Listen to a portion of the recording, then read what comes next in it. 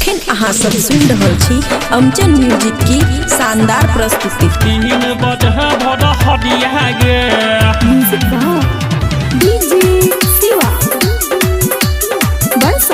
खुशी recording studio बलुआहा। बुझै छियौ सब बात गे छौरी घूमै छले तू बजरिया गई है गई घूमै छले तू पकड़िया गे सुन न घूमै छले तू बजरिया गे जुम्मा लेलको मनसूर छौरा 3 बजे भोर हरिया गे है गई जुम्मा लेलको समसुल छौरा 3 बजे भोर हरिया गे बुझै छियौ सब बात गे छौरी घूमै छले तू बजरिया गई है गई घूमै छले तू पकड़िया गे सुन न घूमै छले तू बजरिया गे जुम्मा लेलको मनसूर छौरा 3 बजे भोर हरिया गे जुम्मा लेलको बरुण छौरा 3 बजे भोर हरिया गे 3 बजे भोर हरिया गे। खुशी रिकॉर्डिंग स्टूडियो बलुआहा। डीजे शिवा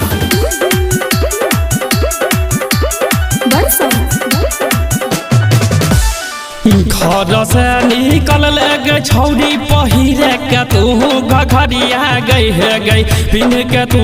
घघरिया गे सुन न पिन के तू घघरिया गे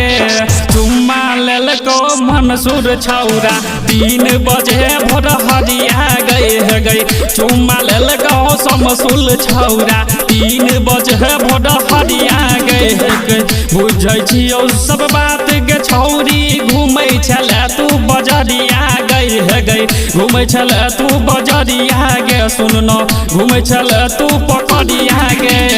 जुम्मा लेलको मनसूर छौरा 3 बजे भोर हरिया गई है गई जुम्मा लेलको बरुणा छौरा 3 बजे भोर हरिया गे 3 बजे भोर हरिया गे।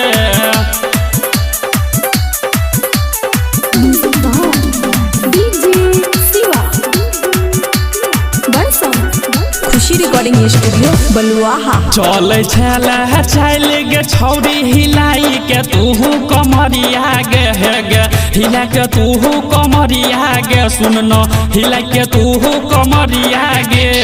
जुम्मा लेलको मनसूर छौरा 3 बजे भोर हरिया गई है गे जुम्मा लेलको बरुण छौरा 3 बजे भोर हरिया गे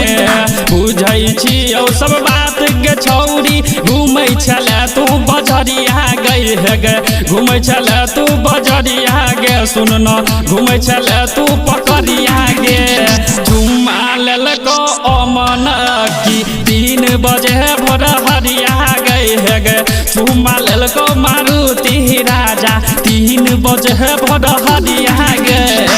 गायक मनसूर गई राइटर पवन देखल को बजरिया में गई पवन देखल को बजरिया में गई कुदन देखल को बजरिया में जुम्मा लेलको मनसूर छौरा 3 बजे भोर हरिया गई है गे जुम्मा लेलको या समसुल छौरा 3 बजे भोर हरिया में जुम्मा लेलको गे बरुणा छौरा 3 बजे भोर हरिया गे।